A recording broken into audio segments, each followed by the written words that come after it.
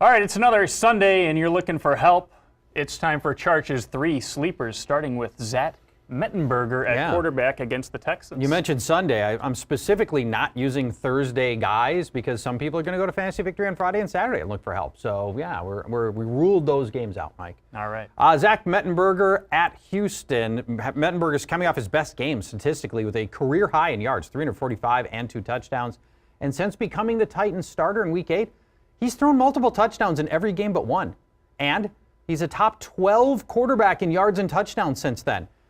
He's only 4 games into his career, but this will be Mettenberger's second start against Houston. So let's look at the previous game. He put up 299 yards and 2 scores in the first meeting with Houston's secondary, and they give up the 3rd most passing yards. And every opposing quarterback has thrown at least 1 touchdown since the opener.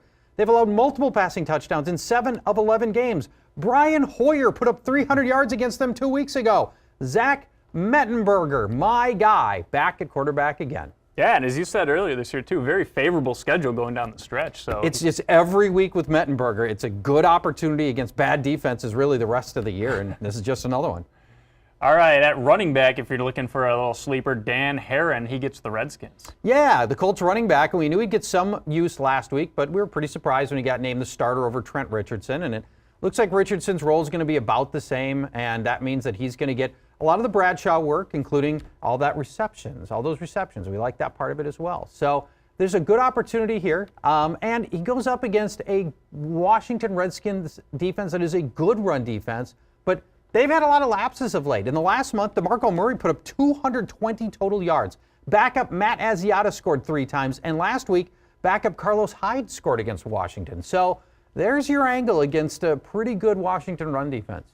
Sleeper at tight end, maybe a bargain play in some weekly leagues, Charles Clay against the Jets. Yeah, Charles Clay. Now, he's a little dinged up, so you're going to want to watch and make sure that he goes in this one. But if he does, he goes up against a Jets defense that has allowed the most touchdowns to tight ends, 12 of them, including Scott Chandler last week. So Charles Clay is always one of those guys where he chips in your 4, 5, 6 receptions a game, probably finds his way into the end zone here. Now, if Charles Clay doesn't go, your backup position is either the 2 outside wide receivers. So we already know that you're going to want to start Mike Wallace for sure. But you could also go to Jarvis Landry, who's put up big games over the last month. Or even if you want to go really deep, you could go with Brian Hartline. Keep in mind the Jets have allowed the most passing touchdowns in the NFL, 27 of them. So I really like Tannehill, and I kind of like basically all of his receiver options. But Charles Clay is my first choice of the group. Yeah, the Jets just made the Bills look like the Broncos. So they did, absolutely, yes. 3 sleepers from Paul Charchian.